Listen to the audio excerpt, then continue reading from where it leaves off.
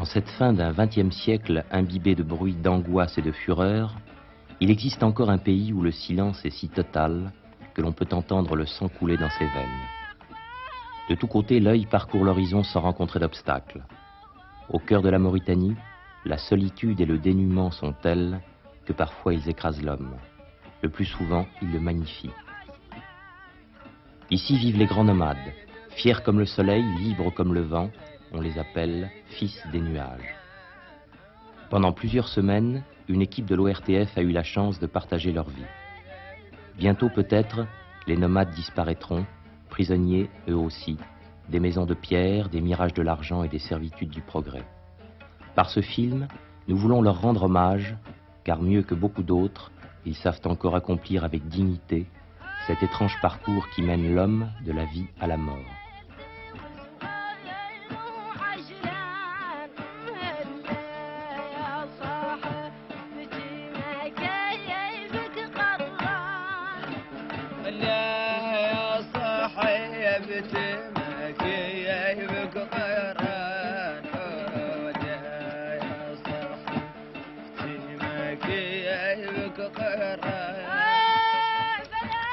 Une caravane progresse dans le désert.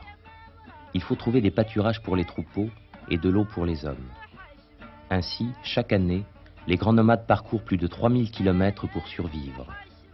La pluie est rare, 2 ou 3 jours par an, parfois moins. Mais là où elle tombe, en quelques heures, le sable se couvre d'une herbe éphémère. À des centaines de kilomètres, les chameaux sentent les nouveaux pâturages dont l'odeur est apportée par le vent.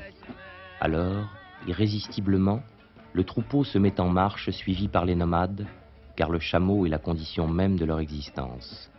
Ils mangent sa viande, ils boivent son lait, ils se couvrent de sa laine, et le produit de sa vente leur permet d'acheter les habits et les vivres indispensables. Quand les troupeaux sont décimés par la sécheresse, aujourd'hui encore, des enfants meurent.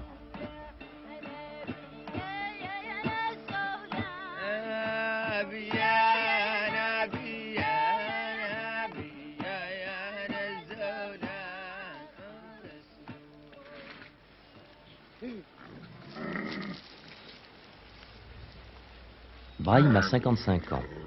Il est le chef d'une fraction guerrière ou la Dryland. Cette année a été particulièrement difficile. Les pâturages sont rares et de nombreux points d'eau sont asséchés. Alors, la tribu a éclaté en petits groupes qui peuvent assurer plus aisément leur subsistance.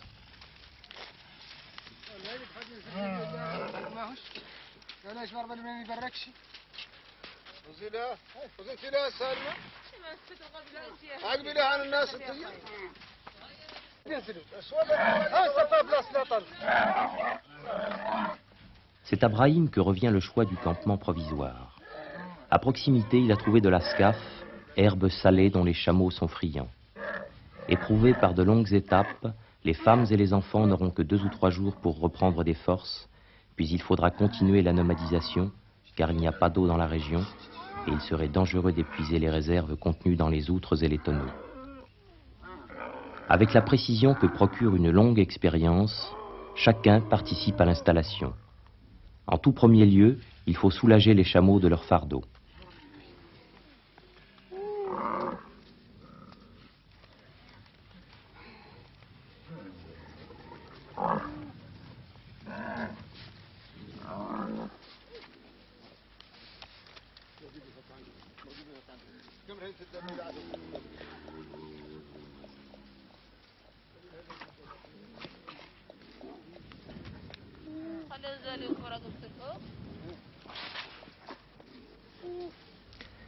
Les nomades ne s'encombrent jamais de bagages superflus. Les objets qu'ils possèdent sont identiques à ceux que possédaient leurs pères et les pères de leurs pères. Le délou, sorte de seau en peau de vache ou de chameau pour puiser l'eau, une corde en lanière de cuir tressé d'au minimum 80 mètres. À cette profondeur, les puits sont rarement secs et l'eau en est merveilleusement limpide. La gerba, outre en peau de chèvre, la kuntilla, petit sac de cuir qui contient les accessoires pour faire le thé, l'ilawish ou peau de mouton. On l'installe au creux de la selle pendant le déplacement et on l'étale sur le sol pour se reposer à la halte. Le fusil, inséparable compagnon des guerriers. Le nomade porte un saroual en guise de pantalon, un draha, sorte de tunique ample, et un aouli, long morceau d'étoffe que l'on s'enroule autour de la tête pour se protéger du soleil, du froid et du vent de sable. Cette étoffe est imprégnée d'une teinture végétale, le bleu de Guinée. Il est essayant de s'en frotter le visage pour acquérir cette teinte très caractéristique à laquelle les morts doivent leur surnom d'homme bleu. Les femmes sont revêtues de la mélafa. Elles transportent dans un vaste fourre-tout une marmite, une bouilloire, 2 ou 3 calebasses, quelques nattes et coussins, et le varou, qui est une large fourrure faite de plusieurs peaux assemblées. Sans oublier le petit coffret dans lequel elles gardent précieusement les colliers et bracelets, ainsi que les phares. 5 fois par jour, Hamoud doit faire la prière. Comme tous les autres Mauritaniens, il est un fervent musulman. Avant chaque prière, il fait ses ablutions, le plus souvent avec du sable, car l'eau est rare. Toute sa vie est marquée par la religion, non pas subie, mais acceptée comme force vivifiante. À chaque moment de douleur ou de désespoir, à chaque moment de joie, il invoque Allah, Dieu Tout-Puissant, et Mohammed, son prophète. Chaque année, sans aucune réticence, il accepte la zekat, qui consiste à donner une partie de ses biens à plus pauvres que soi.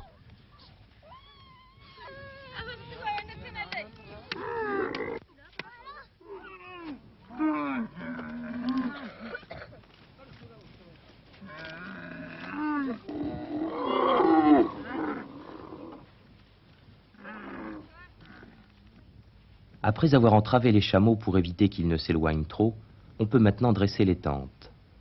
Elles sont faites de laine de mouton ou de chameau. Elles sont spacieuses, solides et parfaitement adaptées au climat. Quand d'aventure un nomade doit séjourner en ville, il refuse toujours de dormir sous un toit de pierre, de crainte qu'il ne s'écroule sur lui pendant son sommeil. Il a beaucoup plus confiance en sa maison de toile qu'il peut dresser au hasard des pistes. Il sent surtout de façon diffuse que les pierres sont un piège où le nomade peut abandonner sa vie errante et perdre par là même certaines qualités d'âme et de cœur.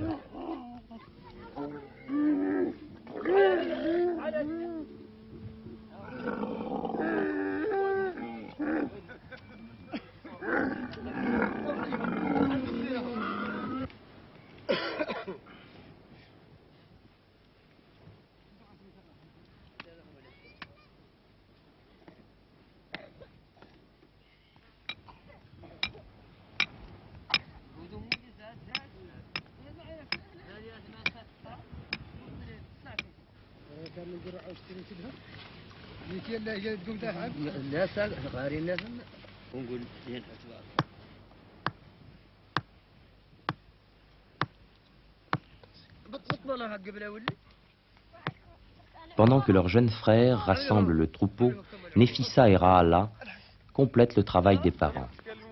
Sur 3 côtés de la tente, elles fixent des bandes de toile avec du sable et des épines. Boudiaï, lui aussi, est un guerrier. Mais comme il connaît très bien le Coran, par boutade affectueuse, on le surnomme le marabout. En effet, jusqu'en 1960, date de l'indépendance, la Mauritanie avait une structure féodale. La société était divisée en différentes castes. Les guerriers portaient le fusil et refusaient tout travail manuel. Les marabouts s'occupaient des problèmes religieux. Les tributaires devaient payer une redevance aux tribus guerrières. En bas de la hiérarchie sociale, on trouvait les forgerons qui travaillaient le bois, les métaux et le cuir, les haratines qui s'occupaient de quelques plantations, les griots qui parcouraient le pays en chantant les faits d'armes de leurs protecteurs, faisant ou défaisant les réputations, selon les cadeaux qu'on leur offrait. Enfin, les esclaves. Il serait inexact de prétendre que cette classification a totalement disparu. Les tentes sont enfin dressées. Pour calmer la soif et la fatigue de ses compagnons, Brahim peut maintenant préparer le thé. Il a également donné l'ordre de tuer une chèvre. Pendant plusieurs jours, comme seule nourriture, le petit groupe n'a absorbé qu'un peu de lait de chamel et quelques dattes. Il est indispensable de reprendre les forces. Seul un homme circoncis peut égorger une chèvre face à la Mecque. Il se recueille, offrant ce sacrifice à Dieu, à qui il demande pardon pour ses fautes et celles de ses parents décédés.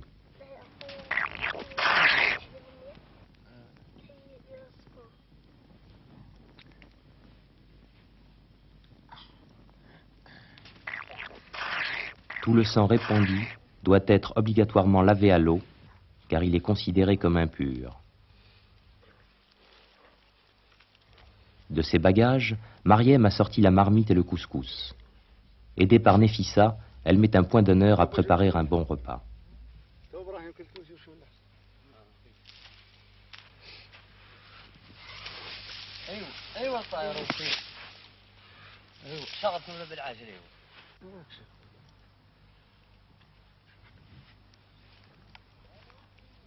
La chèvre est immédiatement dépecée.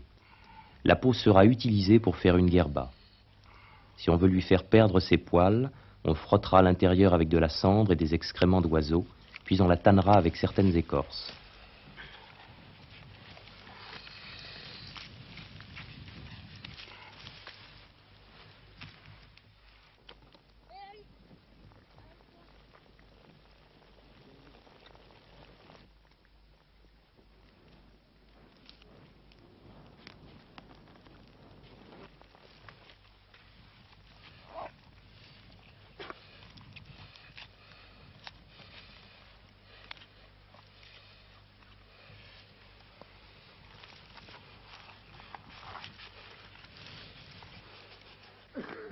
Suivant les besoins de la famille, la guerba aura telle ou telle utilisation. Elle peut servir par exemple pour la préparation du beurre ou du lait caillé. Pour le lait caillé, on verse dans l'outre un peu d'urine de chameau et on remplit de lait. L'urine fait office de ferment et permet d'obtenir un breuvage délicieux, le zrig, que l'on additionne d'eau et de sucre. Pour le beurre, il faut préparer spécialement l'intérieur de la guerba avec des dattes écrasées. Ce beurre liquide, légèrement rance et sucré, ravit les connaisseurs.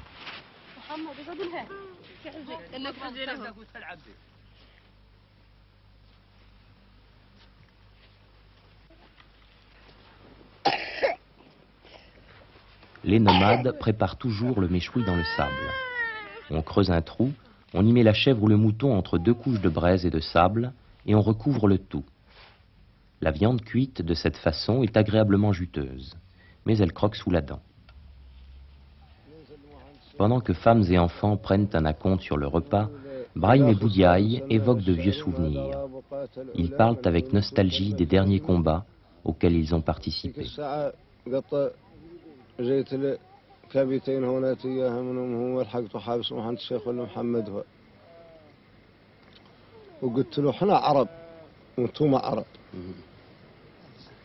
وامتثل في اللي قال العربي قال لي العربي ايش قال؟ قلت له العربي قال الدهر شابا على الزلات مشتملا إن المشيبة إذا زل يعتذر. Dehors, le vent s'est levé. Nefissa et Rahala ont transporté la marmite à l'intérieur de la tente. Elles surveillent attentivement les derniers moments de la cuisson.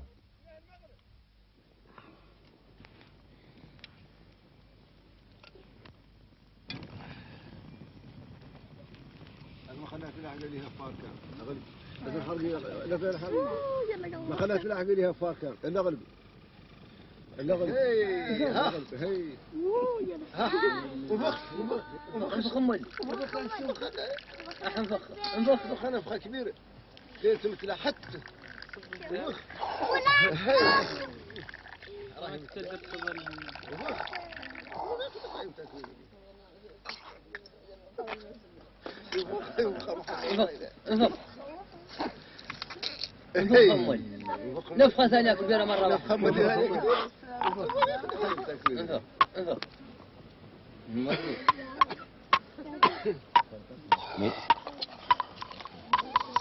محمد وسري لها هذا. لا يوصف الرجال. ها ايوه ها. Mohamed est le plus jeune fils de Brahim. En vrai petit nomade, il sait utiliser tout ce qui lui tombe sous la main. Gonflé, un morceau d'intestin peut devenir le plus merveilleux jouet.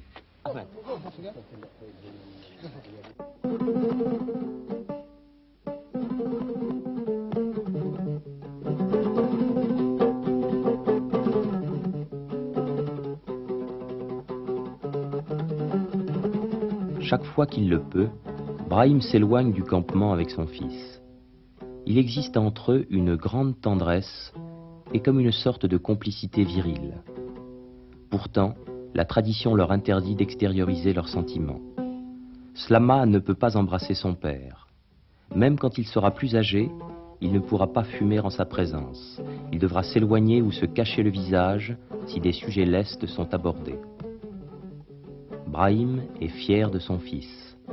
Il sait qu'il a toutes les qualités pour devenir un vrai nomade, fort, lucide et courageux. Pendant de nombreuses semaines, le père et le fils ont dressé un chameau rétif. Ils l'ont habitué à supporter l'entrave, à marcher à la longe, à porter des fardeaux. Aujourd'hui, pour la première fois, Slama va essayer de le monter.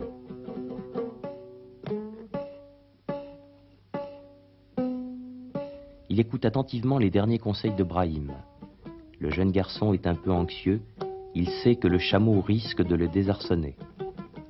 Ce n'est pas tant la chute qu'il redoute, mais le jugement de son père.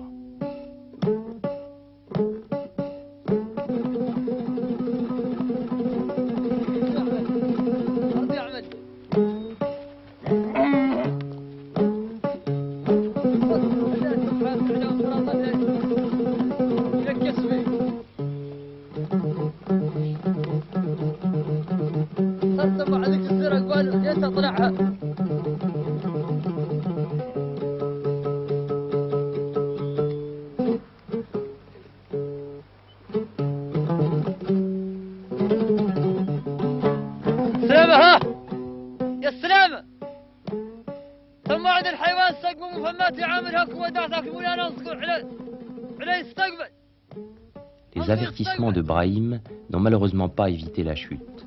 Honteux, Slama entraîne le chameau derrière la dune.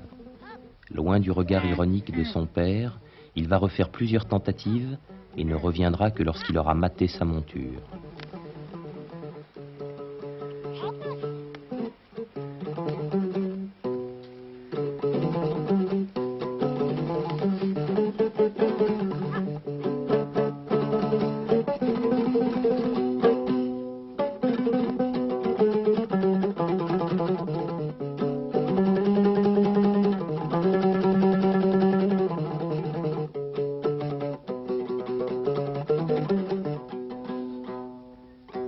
Slama a appris à reconnaître les bons pâturages, à pister les animaux égarés.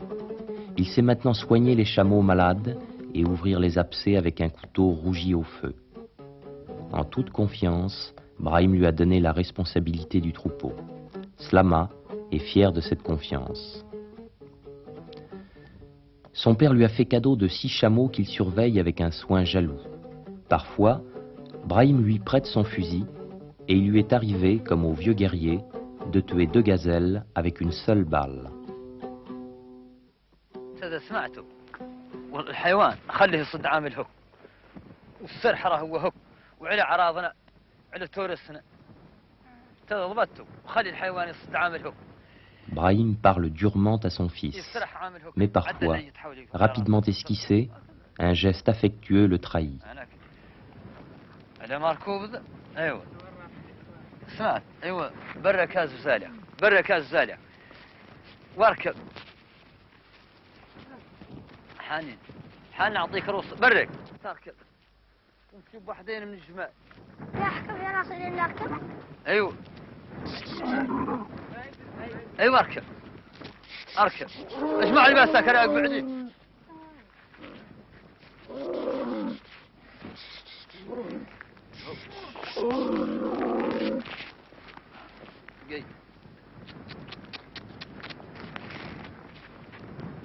وقف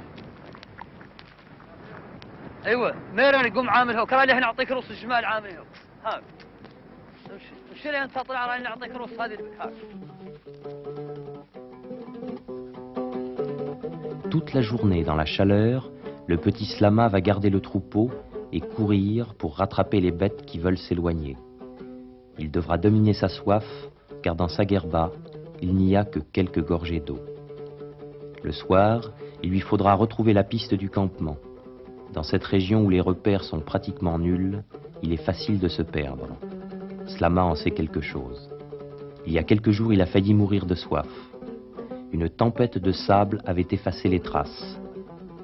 Errant pendant 3 jours à la recherche du campement, le jeune garçon, complètement déshydraté, a dû se résoudre à éventrer un chameau pour boire le liquide contenu dans sa panse.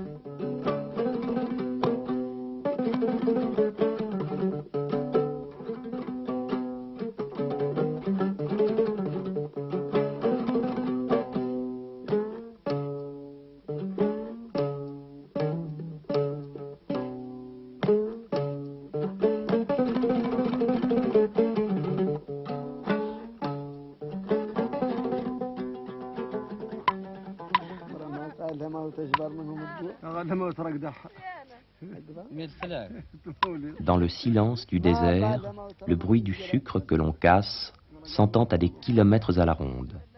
Un proverbe dit « Si tu as besoin de compagnie et qu'il n'y a pas trace d'homme jusqu'à l'horizon, fais baraquer ton chameau et prépare le thé. Tu auras toujours un compagnon pour partager ton verre. » L'après-midi se termine.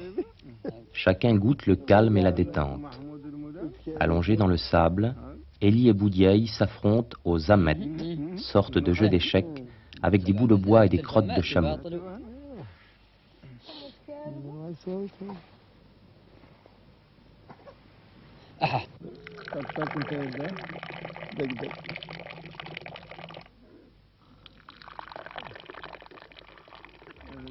Le premier verre de thé est prêt. Pour ne pas faire mentir le proverbe, Hamoud surgit au détour de la dune.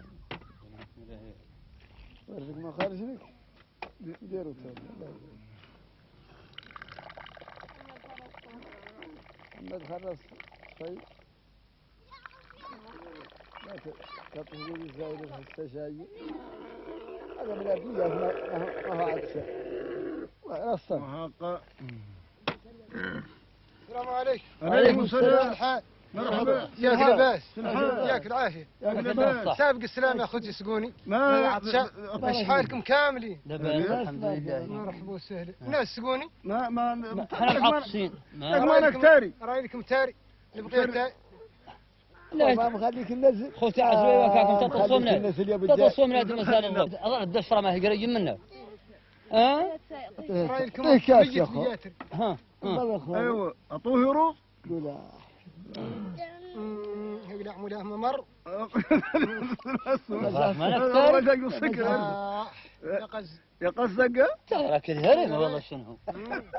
Après les interminables salutations d'usage, Hamoud attend le thé qui calmera sa migraine et sa soif. Comme il dissimule mal son impatience et sa fatigue, Brahim prend un malin plaisir à le faire attendre.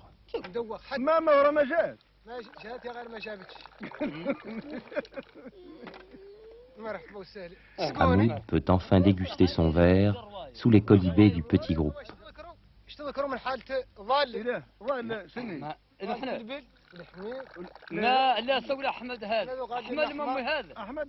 Slama est revenu avec le troupeau.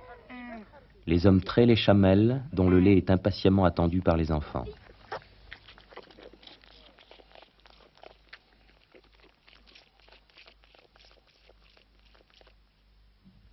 La fraîcheur est venue avec la nuit.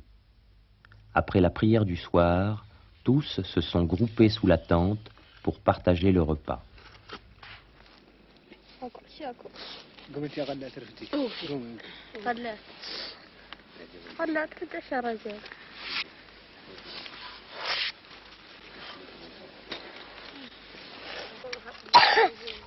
Le petit Mohamed a une bronchite. En ce moment, les nuits sont froides et il n'a pas de vêtements. En effet, habituellement, il vit nu, suivant la coutume. Nous lui avons donné une chemisette pour qu'il se protège. Mariem a beaucoup plus confiance en ses propres soins. Tout à l'heure, elle lui frictionnera la poitrine avec du beurre et elle l'exposera dévêtue devant un grand feu. Elle lui a également diminué sa ration d'eau pour couper la fièvre. Comme dans toute la Mauritanie, les femmes mangent à part. Elles n'ont pas à se mêler aux discussions des hommes. D'ailleurs, si elles mangeaient dans la même calebasse qu'eux, elles risqueraient de leur toucher la main, ce qui est rigoureusement interdit. شرهم ذاك هم وار ما قاموا جاء وداد ودور السلم ذاك لكن جانو ما هو عين المسجد هي ما هو عند المسجد حركوا قال لا يمشي محمد كيلاني وهيدو طيار أنا بعد صدقني شوف والله الله زين هذا طيار زين شو شو نعتول نعتول نعتول من ايش شو محمد يبقوا راجل بدارها بيصابت احنا مشترك سبحان الله الساعة كان فينا هنا كان فينا هنا نصراني لاحق شملت معلي في المسلمين وشم قالوا لا ريش ابراهيم يعرفوا الدركوباط ما هو ذاك كان متسا فطار كان فطار لا ريش يقول متوالي بيت الماء وجاه وداد يرسل هو من أعرابه من أعراب عريبات قالوا لنا احنا قالوا احنا الشعب بقى عريبات من عريبة لا لا لا هذاك منه دم سوالف رائلك سكر محمد رائلك جارح. Après un dernier verre de thé, chacun se prépare au sommeil. Il faut profiter au maximum de cette nuit de repos, car demain, l'étape sera dure.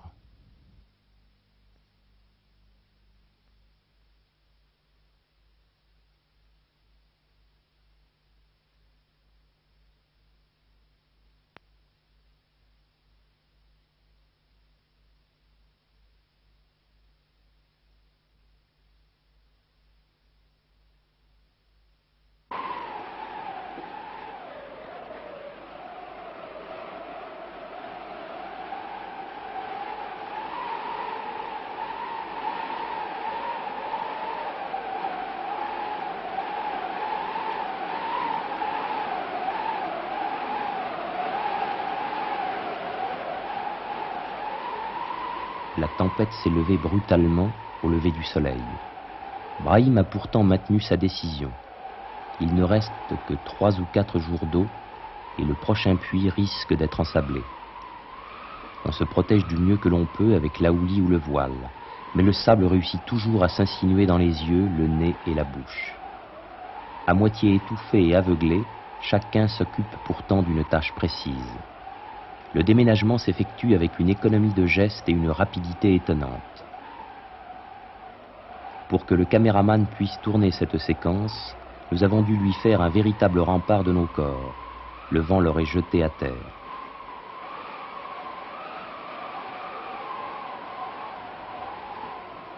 Recroquevillés dans les palanquins, Mariem et Nefissa cachent les enfants sous leur mélafa.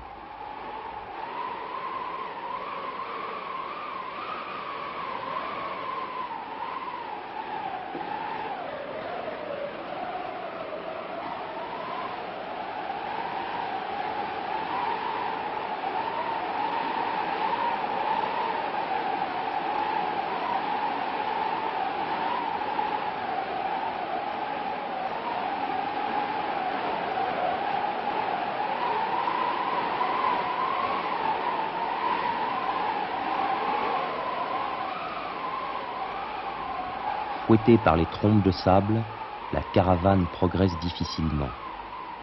Les hommes, enturbanés comme des momies, tirent de toute leur force les chameaux qui renâclent.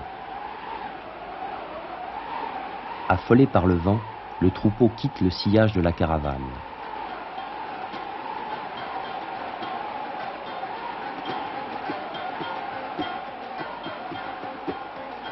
Malgré toute son énergie, Slama n'arrive plus à maîtriser les bêtes qui galopent dans tous sens.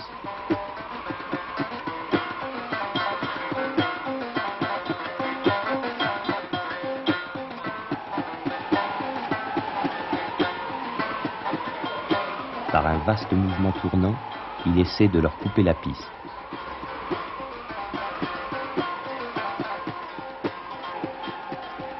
À l'avant, Brahim s'est rendu compte du danger. À toute allure, il se précipite pour aider son fils. Il est grand temps, car Slama est en difficulté. La courroie de sa selle a lâché et il perd de précieuses minutes pour la réparer.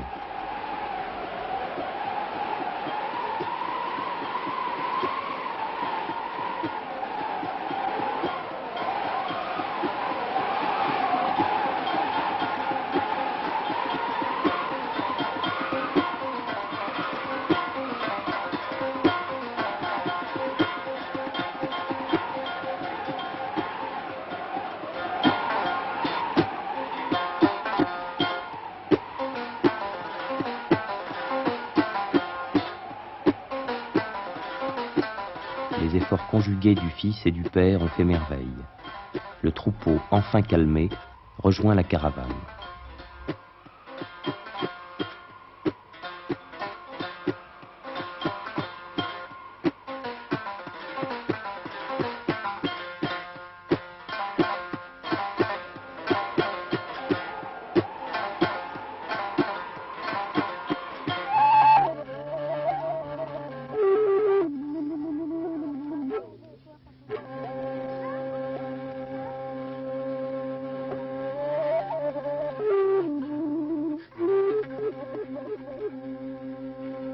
Vers novembre, les nomades se regroupent autour de leur puits habituel.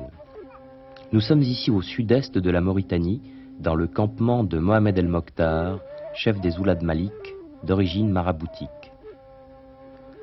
Après de nombreux mois de séparation, tous sont heureux de se retrouver.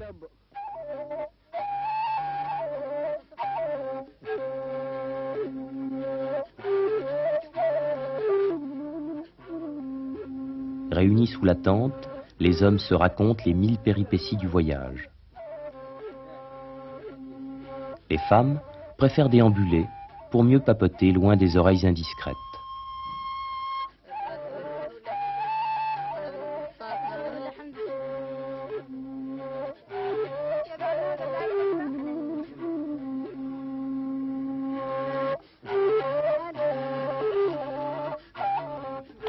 Quant aux servantes, pour piler le mil, elles retrouvent l'ombre approximative des épineux. Nejib est forgeron. Il a acquis une flatteuse réputation. En un tournement, il peut confectionner une selle solide et richement ornée, des cadenas aux fermetures complexes, des bijoux finement ciselés. En Mauritanie, le forgeron fait aussi office de dentiste et à l'occasion de chirurgien. La femme et les cousines de Nejib sont cordonnières. Elles font les nattes et les coussins qu'elles peignent de couleurs vives. Elles remplissent également les fonctions de coiffeuses et de sage-femme.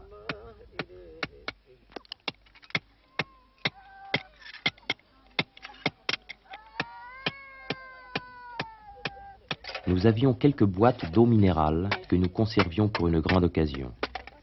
Le forgeron nous a supplié de les vider rapidement car il avait besoin de l'emballage d'aluminium. En quelques heures, sous nos yeux, ces boîtes se sont transformées en anneaux de cheville.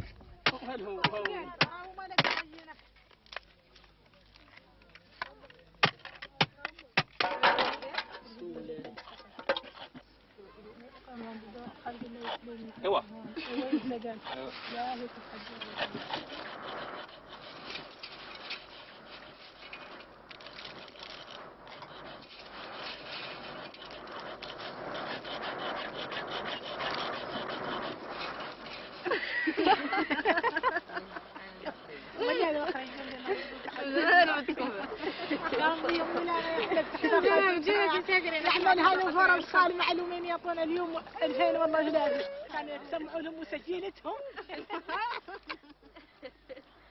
هذا عاوز عرفت كذا المادة لا تدوك على الكلام. كان بعد فرج صار يوم المعلومة اللي جات. أيوة اللي خلصت حمادي. 2000 والله جلابي. خلصت حمادي مكان عارف. سيد إبراهيم بالفين. خلصت حمادي لا حطيها في عنا منك. خليها يوم متحمل جودة. الشاي من الراحة. بيهم متحبي. وعم طافيلات ما شاء الله.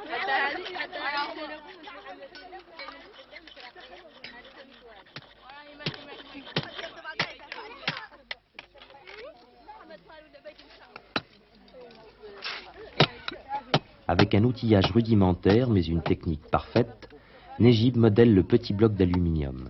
Il le martèle avec amour, comme chaque pièce qu'il travaille. Puis il le cisèlera délicatement, pour la plus grande joie de la future propriétaire.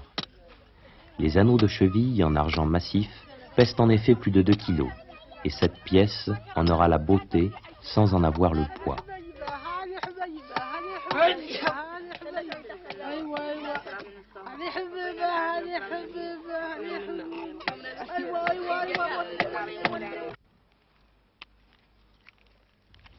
Ainsi que le prescrit la religion, un petit nomade doit être circoncis vers l'âge de 7 ans. Aujourd'hui, c'est au tour du propre fils de Nejib.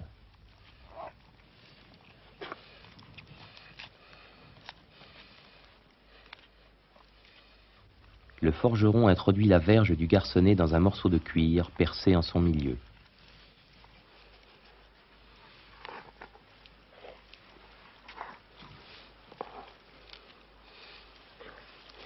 Il tire la peau au maximum.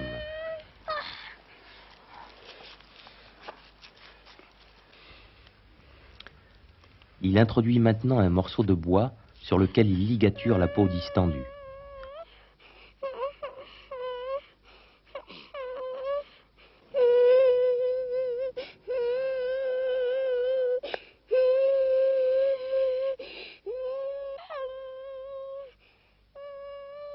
C'est au ras du morceau de cuir qu'il faudra trancher d'un coup sec.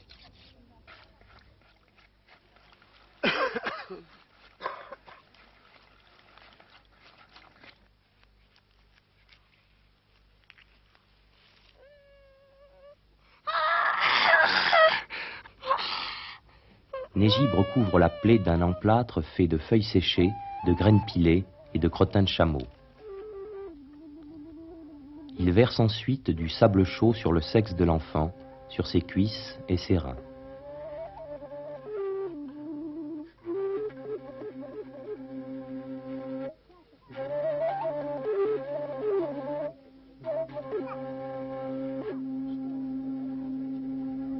Le petit garçon va rester immobile pendant 3 heures.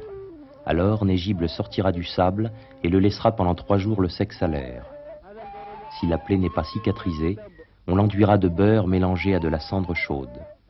Pendant toute cette période, l'enfant ne pourra faire qu'un repas par jour, des boulettes de mil avec du sel, du sucre et du lait caillé.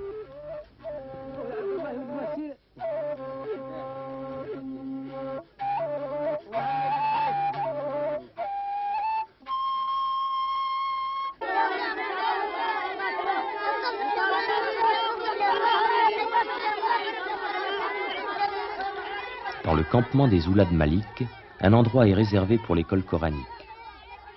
Dès l'âge de 4 ou 5 ans, garçonnets et fillettes doivent apprendre le Coran par cœur. Sous la direction d'un docte vieillard, ils en annonnent les versets sur des planchettes de bois polies par le temps.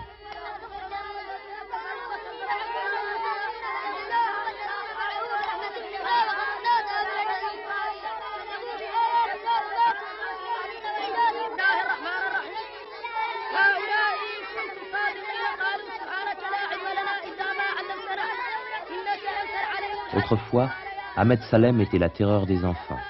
Maintenant, émoussés par les ans, les coups qu'il porte ont peu de vigueur. Les torsions d'oreilles et les claques sont surtout symboliques. Et de son visage, qu'il voudrait redoutable, il ne peut chasser un sourire amusé et plein de tendresse.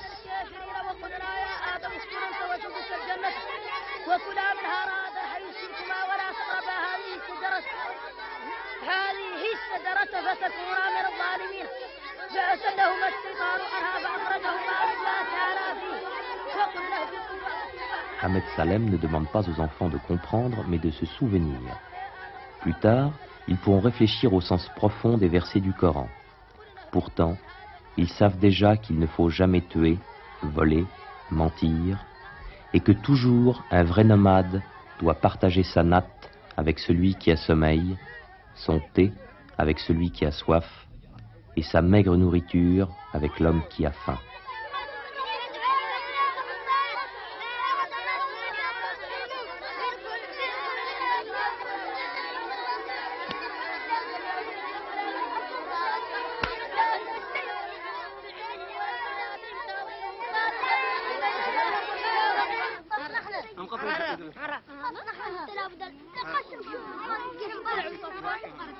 Pendant les quelques mois de regroupement, le chef des Oulad Malik a obtenu que soit organisée une école nomade.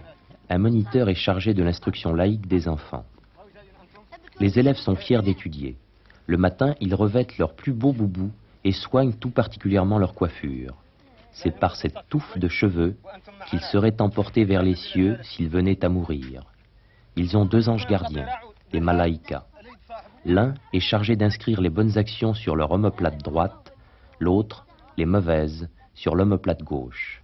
Ainsi, le jour du jugement dernier, il sera facile à Dieu de savoir de quel côté penche la balance.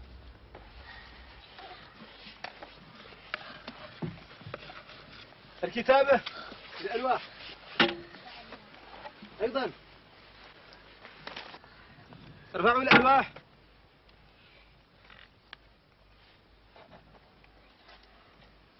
انظروا إلى هذا الرقم وانظروا إلى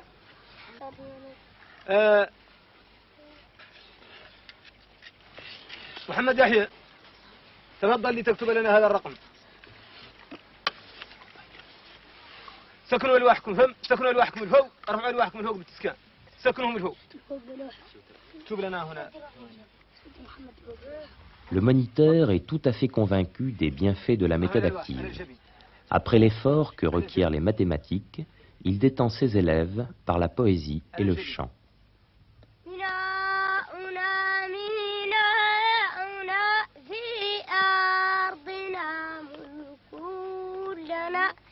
تجري بخير العالم تربط بين الأمم أرواحنا تفديه وكلنا يحميه. محمد يحيى ولد محمد الحسن هنا. عبد الرحمن العبيدي تفضل معه. تحركوا تحركا جميلا موافقا للمعاني.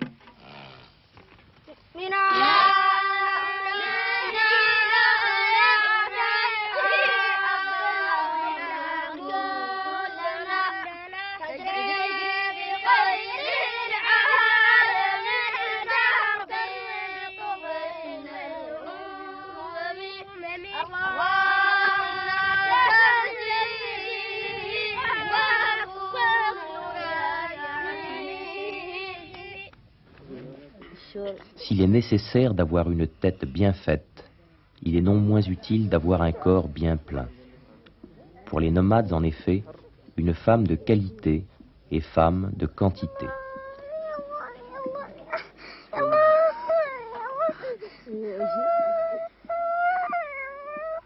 Khadijetou a 8 ans, et déjà elle doit subir le gavage. Pendant l'hivernage, il lui faut absorber quotidiennement plus de 10 litres de lait.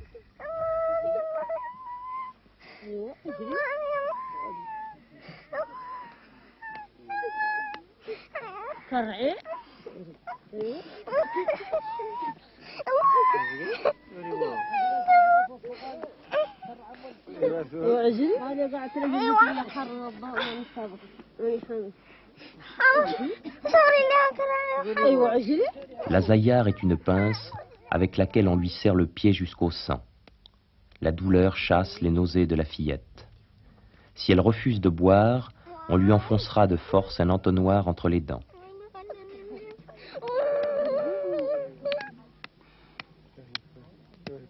Pendant toute la séance de gavage, la mère de Khadijetou surveille attentivement la quantité de lait absorbé. Si l'on y prenait garde, l'estomac de la fillette pourrait éclater.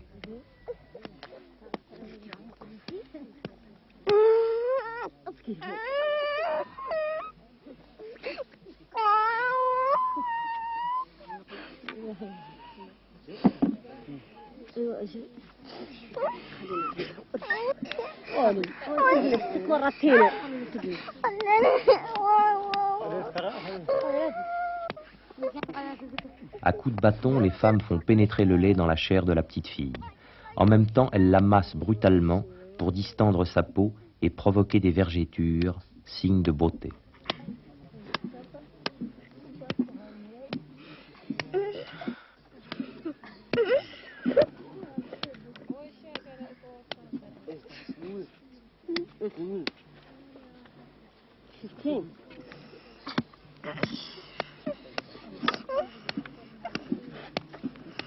يدرك شيء يعني متعادل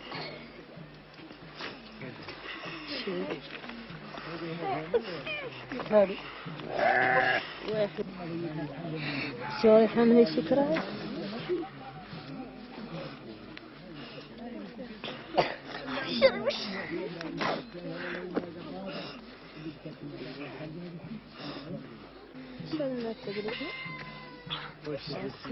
Khadijetou domine sa souffrance.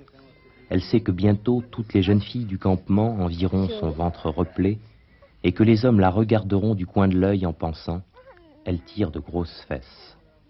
C'est le plus beau compliment qu'un nomade puisse décerner à une femme.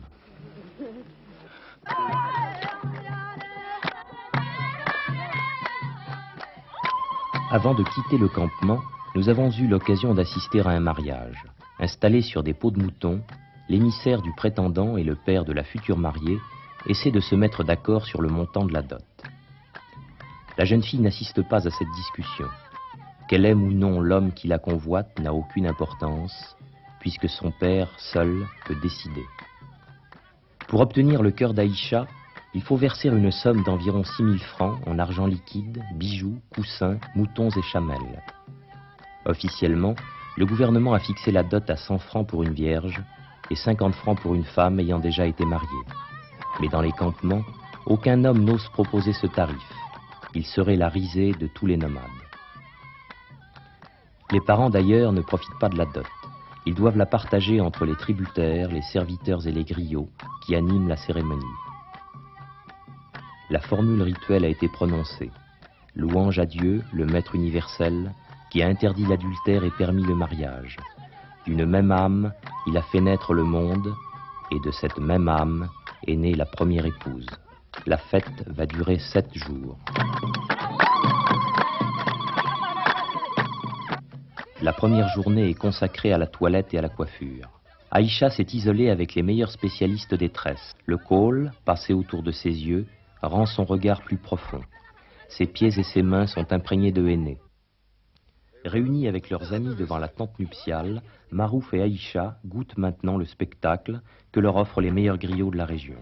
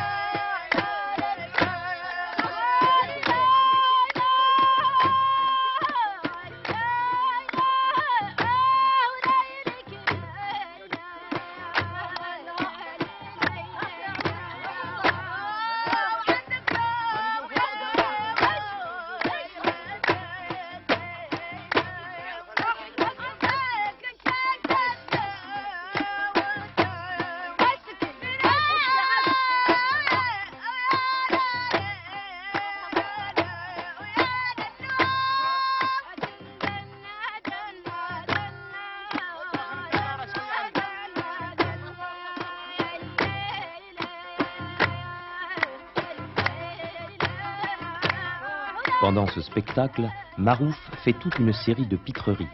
Il se déhanche comme un chameau, grogne comme un chacal, grimace comme un lapin. Il doit montrer à l'assistance qu'il est un homme véritable et que des sentiments même profonds n'altèrent pas son sang-froid et son sens de l'humour.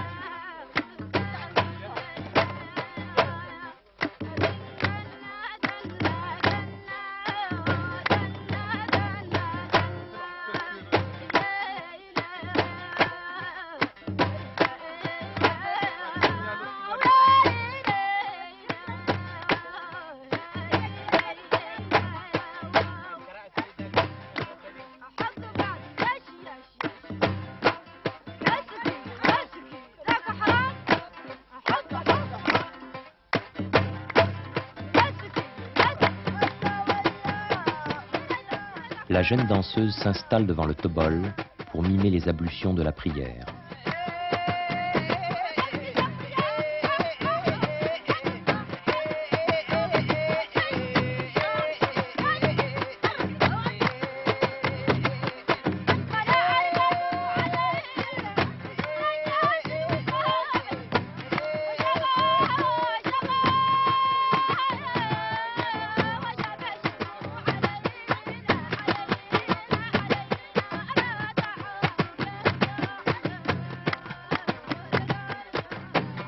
Le concert se termine.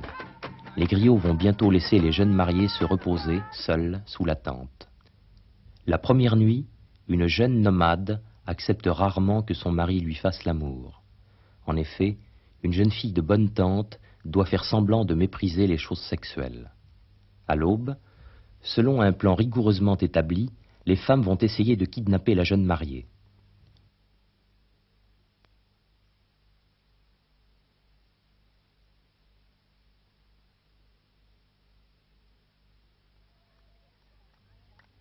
Avec sa complicité, elle l'entraîne loin du campement pour la cacher. Parfois, pour créer la confusion, elles choisissent une jeune fille de même corpulence qu'elles recouvrent de la mélafa nuptiale.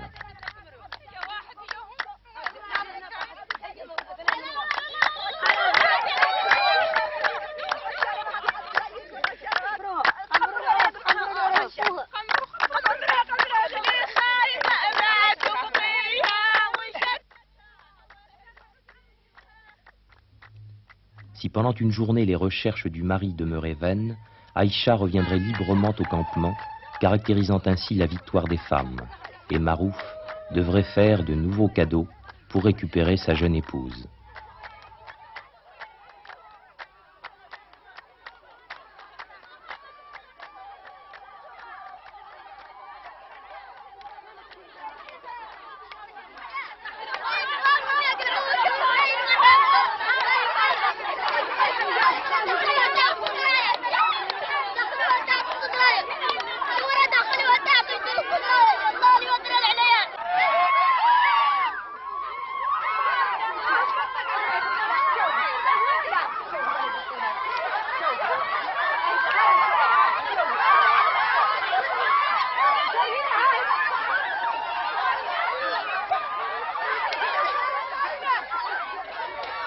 Les hommes ont perdu le premier assaut. Ils se replient pour regrouper leurs forces et choisir une stratégie nouvelle. Dans certaines tribus, les combats sont extrêmement violents et se soldent quelquefois par des blessures et des fractures.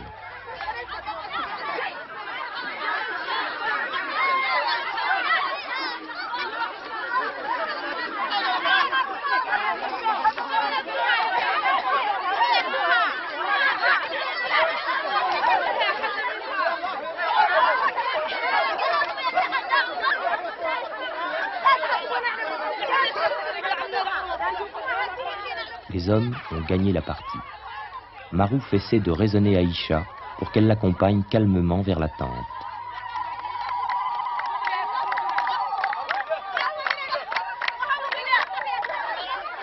La séduction n'a pas été concluante. Il doit utiliser une méthode plus brutale.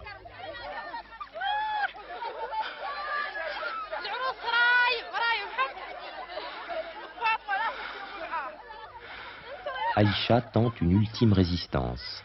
À coups de griffes, elle lacère le visage de son mari, puis se laisse tomber à terre.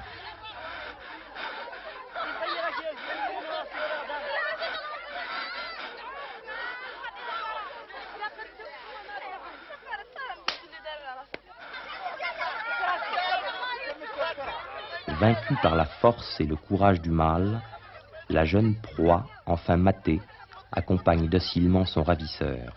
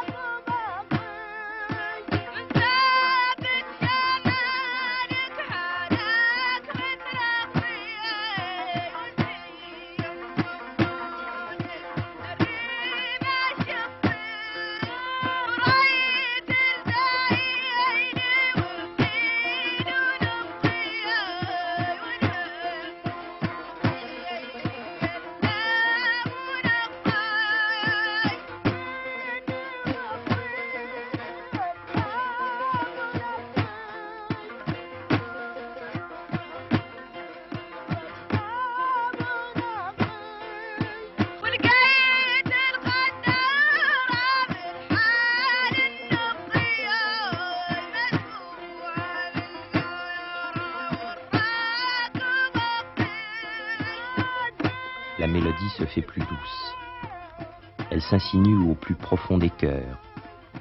Les paroles d'amour font naître gémissements et soupirs. Parfois, quelques larmes coulent sur les visages rudes.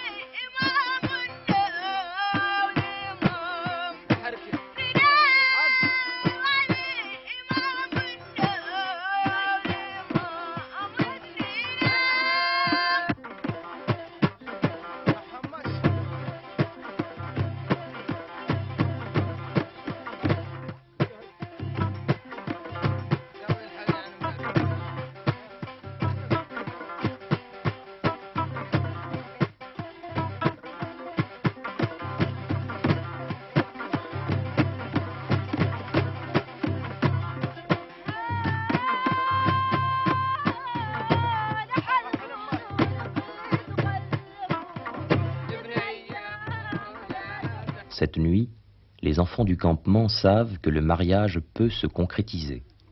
Ils voudraient surprendre les ébats des jeunes mariés.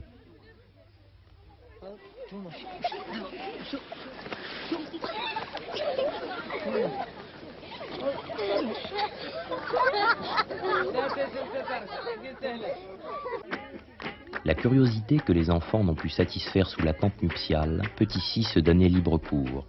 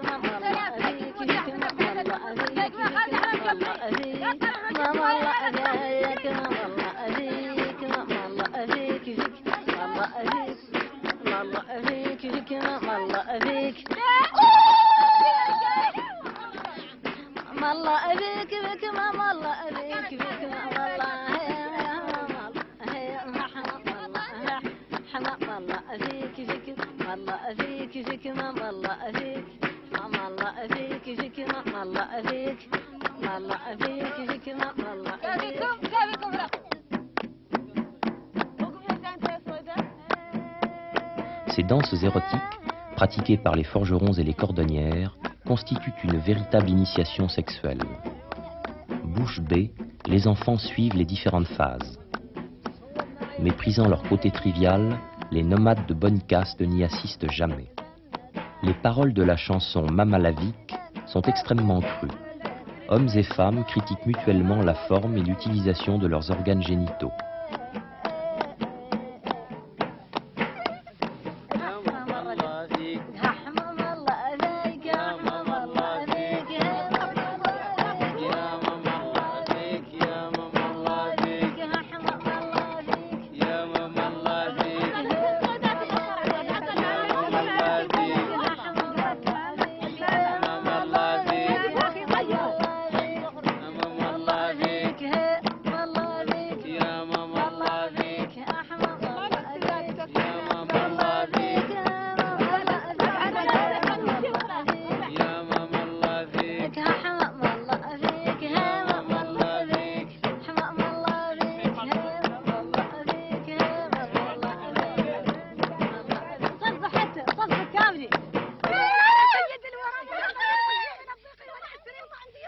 L'enseignement de la danse érotique semble avoir porté ses fruits.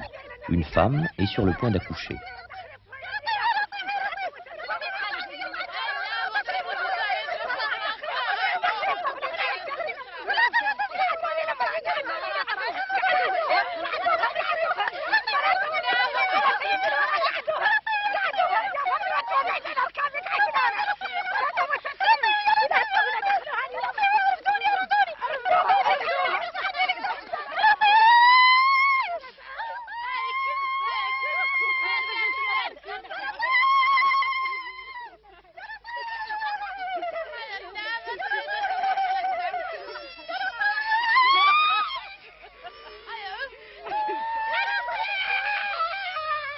Il s'agit en réalité d'une scène jouée par les deux meilleures matrones du campement.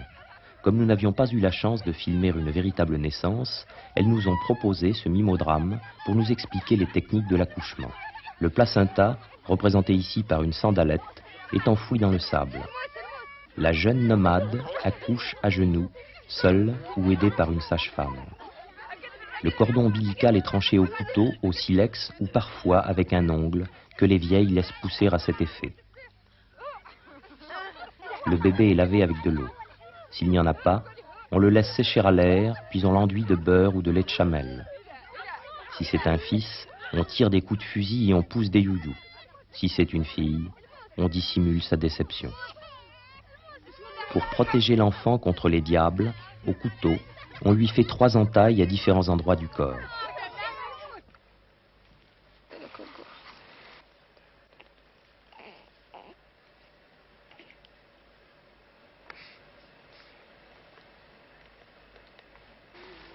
Le bébé est posé sur le sol. Pendant 40 jours, un couteau sera planté près de sa tête.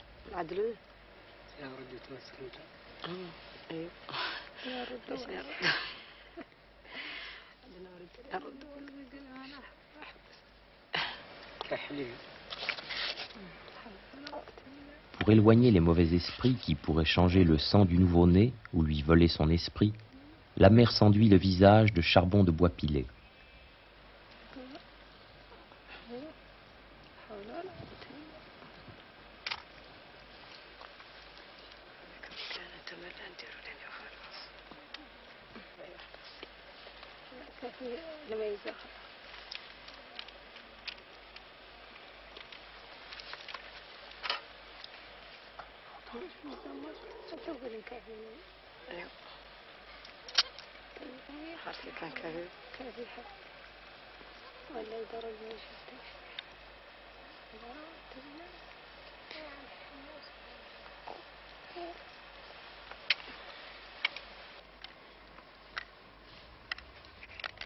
Pour baptiser le bébé, on trempe dans une calebasse de lait 9 morceaux de bois portant chacun un nom différent.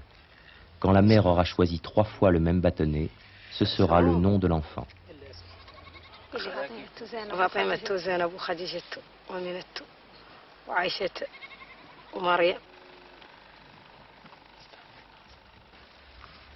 Sept jours après la naissance d'une petite fille, on lui coupe le clitoris.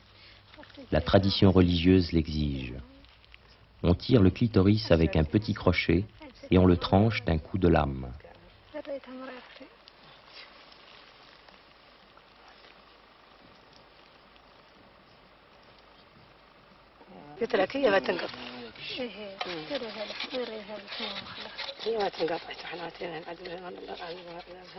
Pour éviter l'infection, on emplit le sexe de l'enfant de sel et de charbon pilé.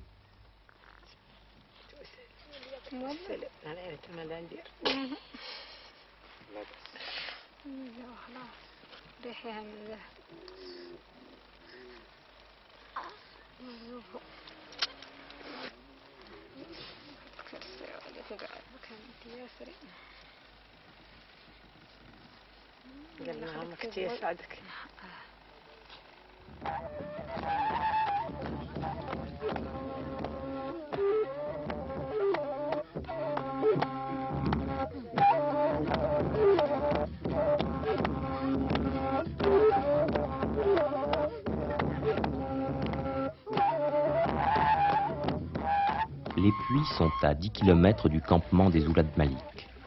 Chaque jour, il faut organiser la corvée d'eau et faire boire les troupeaux. C'est le travail des serviteurs.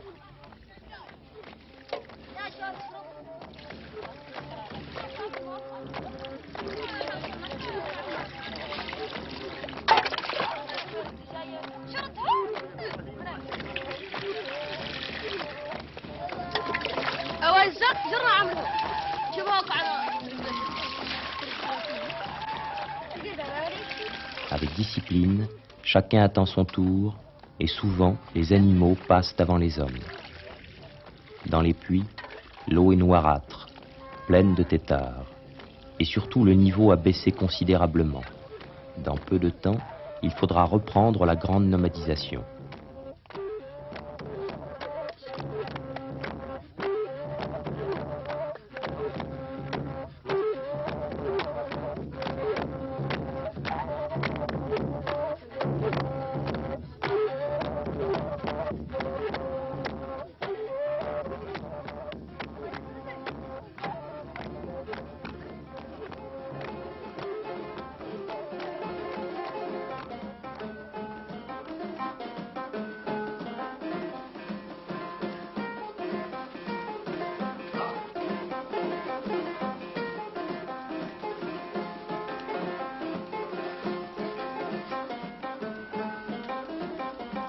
Le vent de sable, encore. Hâtivement, les servantes vont décharger les ânes et porter dans chaque tente une guerba pleine. Bientôt, nous devrons quitter le campement, marqué profondément par l'hospitalité fraternelle et la dignité des nomades. Tout au long du séjour, ils nous ont témoigné une courtoisie, une générosité exceptionnelle. Ainsi le veut la coutume. Et dans leur regard rude, nous avons compris que, caché au milieu des sables, l'homme existait encore.